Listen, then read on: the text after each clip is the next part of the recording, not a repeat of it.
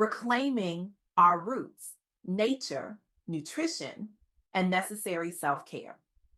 When was the last time you stood barefoot in grass or prepared a meal using ingredients your great grandmother would recognize, or simply sat in silence with yourself for 5 uninterrupted minutes? I recently had the profound privilege of interviewing Erica Park, a visionary whose work in holistic wellness has transformed countless lives across communities that have historically been marginalized and overlooked. Her insights aren't just compelling, they're revolutionary. She has dedicated her life to helping people reconnect with ancient wisdom that modern society has buried beneath notifications, deadlines, and drive throughs.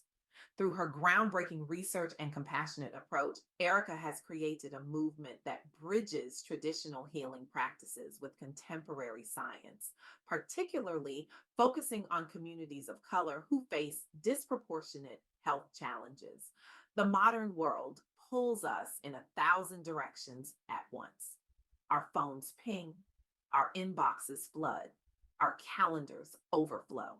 And somewhere in that chaos, we've lost touch with three fundamental pillars of wellness that Erica Park so eloquently champions: communion with nature, nourishment through ancestral foods, and the sacred practice of self reflection. These aren't luxury items on some wellness checklist. They are birthright practices that sustained our ancestors for generations before smartphones and processed foods entered the picture. Let me ask you something. Have you ever noticed how differently you breathe when you step into a forest? How your shoulders drop an inch? How your thoughts slow their frantic pace? That's not coincidence, that's recognition. Your body remembers what your mind has forgotten. The Black Women's Health Imperative recognized this disconnection and its consequences. Their groundbreaking wellness initiative specifically focused on reconnecting Black women with nature through guided activities in urban parks. Why? Because their research revealed a troubling reality. Black women were significantly less likely than other demographics to have safe access to green spaces or to prioritize outdoor recreation. The barriers were real safety concerns in certain neighborhoods, cultural factors that discouraged outdoor leisure, limited access to transportation to reach parks. But the need was even more real. Many participants reported dangerously high stress levels from work life imbalance, carrying the weight of family responsibilities while navigating professional environments that rarely acknowledged their unique challenges. Their bodies were crying out for the medicine that only nature provides. So, what did this organization do?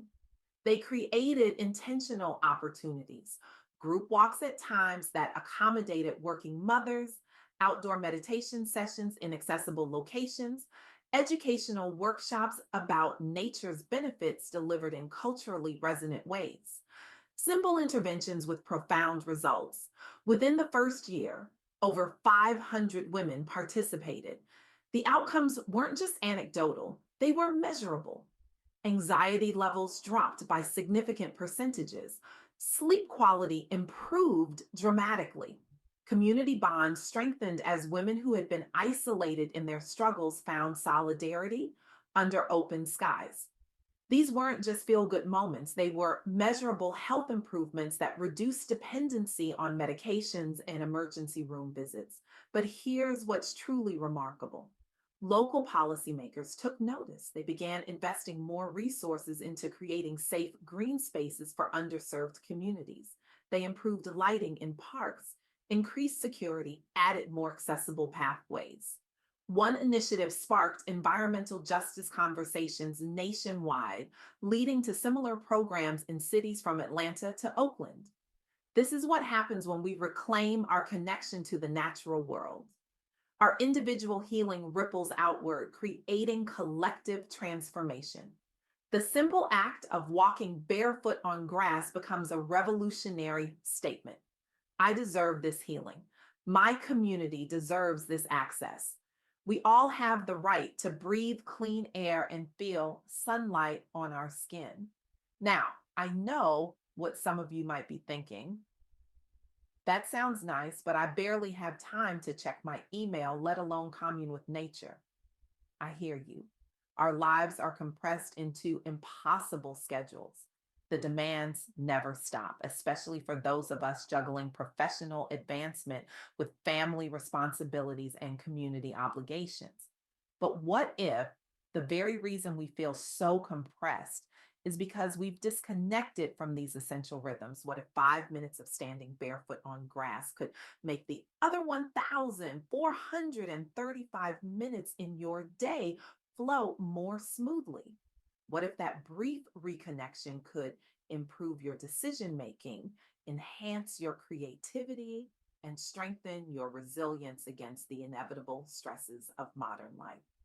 This brings me to the second pillar of wellness that Erica Park emphasizes: nourishing our bodies with traditional plant based foods. The statistics are sobering. Chronic diseases like hypertension, diabetes, and heart disease disproportionately affect Black communities. And while there are complex systemic factors at play, including healthcare access, environmental stressors, and economic barriers, one significant contributor is the westernization of our diets, the move away from the plant rich whole food traditions of our ancestors. Tracy McWhirter recognized this disconnect and created the 10 million Black vegan women movement. This wasn't about jumping on some trendy diet bandwagon. This was about reclaiming ancestral foodways, eating patterns that sustained our communities for generations before processed foods dominated our plates. The campaign offers practical resources, meal plans centered around beans, grains, and leafy greens, foods that have been staples in traditional African and diaspora cuisines for centuries. Virtual cooking classes led by culturally competent chefs who understand both the science and the soul of these traditional foods. Community support groups where women could share their challenges and triumphs as they relearned how to feed themselves and their families. The results speak volumes. Thousands of participants reported weight loss improvements, not through deprivation, but through abundance of nutrient dense foods, unreversed pre-diabetes diagnoses within months. Many gained confidence in preparing healthy meals at home, breaking dependency on fast food and processed convenience items. McWhirter's inspiration came from watching her own mother reverse heart disease through a plant based diet, a path grounded as much in heritage as in science. Within months, over 15,000 women joined the movement. Major media outlets began spotlighting success stories, inspiring further outreach across generations, says. But this movement accomplished something even more profound than individual health improvements.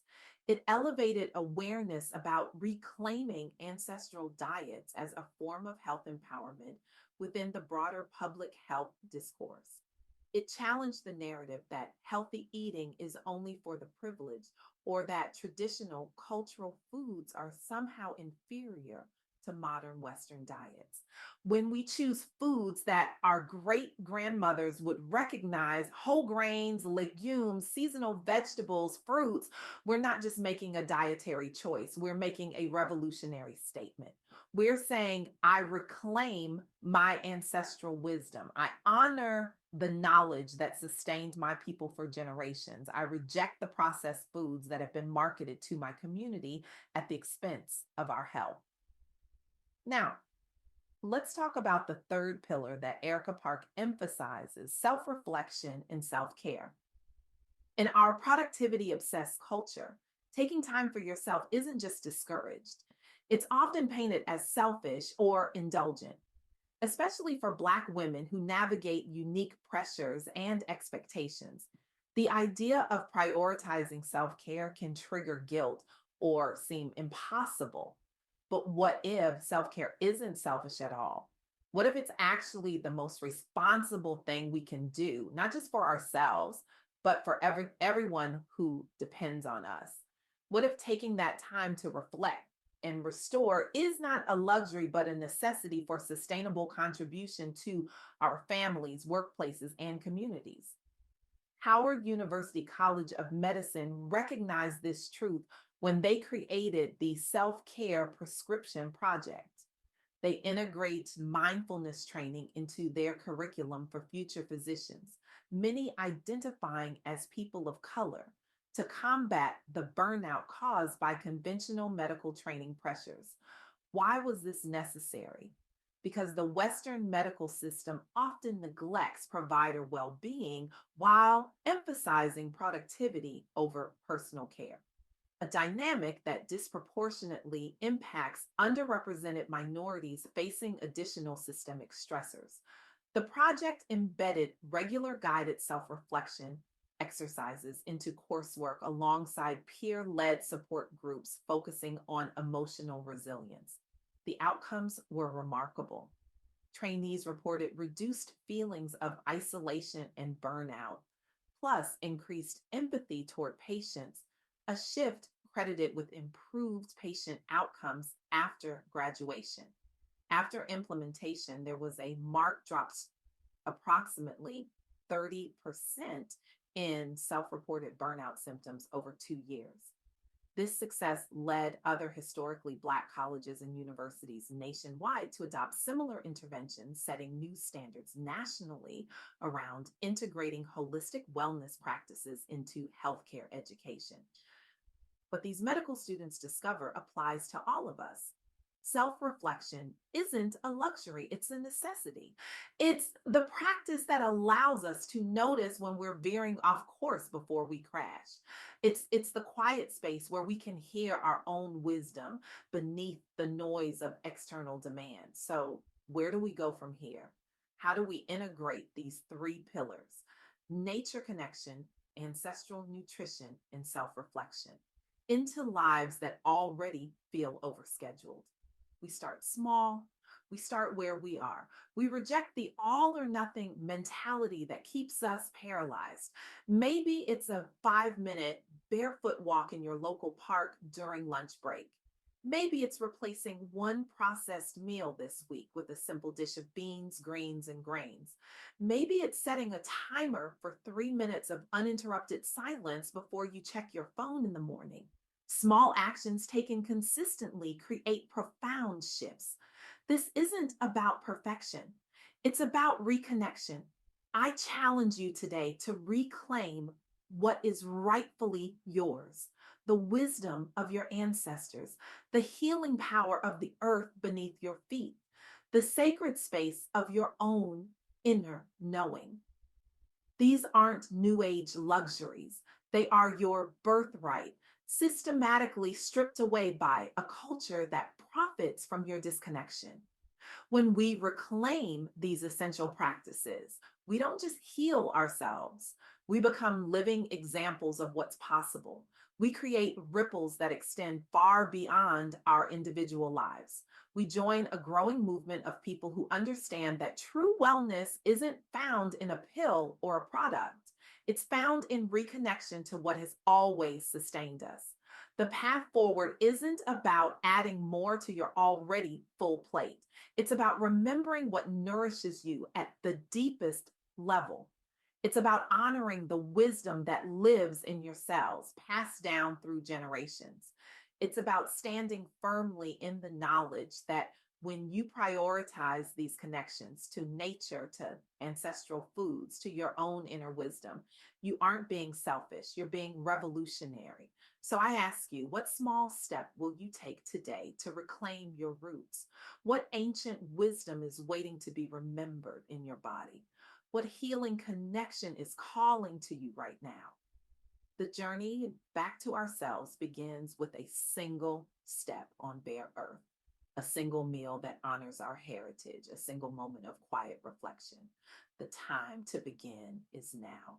The world cannot afford for you to wait any longer.